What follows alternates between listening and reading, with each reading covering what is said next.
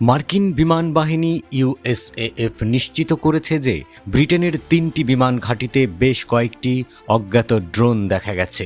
বুধবার থেকে শুক্রবারের মধ্যে ঘটে যাওয়া ওইসব ঘটনা ঘটেছে নরফোকের পাশের কাউন্ট্রিতে, সাফোকের রয়্যাল এয়ারফোর্স লেকেনহেথ, রয়্যাল এয়ারফোর্স মিলডেনহোল এবং রয়্যাল এয়ারফোর্স ফেল্টওয়েলে। মার্কিন বিমান বাহিনী ওই ঘাঁটিগুলো ব্যবহার করে। ছোট মানববিহীন বিমান ব্যবস্থা দেখা যাওয়ার ঘটনা নিয়ে তারা বলছে যে ড্রোনগুলো শত্রুপক্ষের কিনা তা এখনও স্পষ্ট নয়। কোনো প্রতিরক্ষা ব্যবস্থা ওইসব ড্রোন ব্যবহার করছে কিনা সে বিষয়েও মন্তব্য করতে অস্বীকৃতি জানিয়েছে মার্কিন বিমান বাহিনী। তারা জানিয়েছে যে ঘাঁটিগুলো রক্ষা করার অধিকার তাদের। ইউরোপে বাহিনীটির একজন মুখপাত্র বলেছে, ঘটনা সত্য।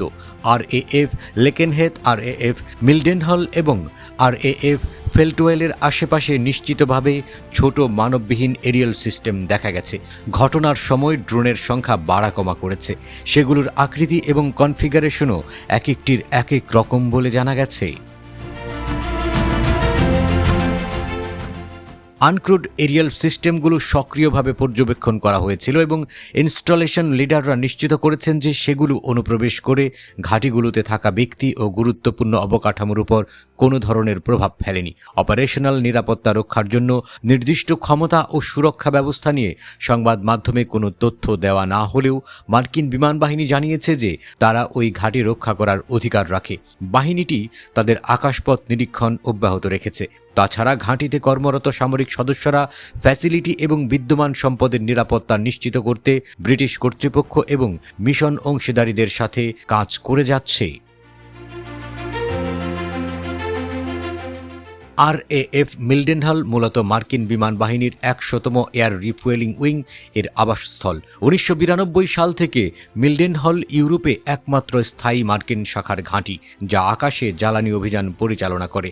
RAF লেকেনহেথ হল মার্কিন বিমান বাহিনীর 48তম ফাইটার উইংয়ের F-35A এবং F-15E যুদ্ধ বিমানগুলোর ঘাঁটি। আফগানিস্তান এবং ইরাকে 9/11 পরবর্তী অপারেশনে ওই উইং ভূমিকা পালন করেছে। RAF ফেল্টওয়েল প্রধানত লজিস্টিক নিয়ে কাজ করে। ঘাঁটিটি সামরিক সদস্যদের জন্য আবাসন ব্যবস্থা করে। 3টি ঘাঁটি পূর্ব ইংল্যান্ডে একে অপরের কয়েক মাইলের মধ্যে অবস্থিত। ঘাঁটিগুলো ব্রিটিশ প্রতিরক্ষা মন্ত্রণালয়ের অধিকারে। মন্ত্রণালয়ের একজন মুখপাত্র বলেছেন, তারা হুমকিগুলো গুরুত্বের সাথে নিয়েছেন।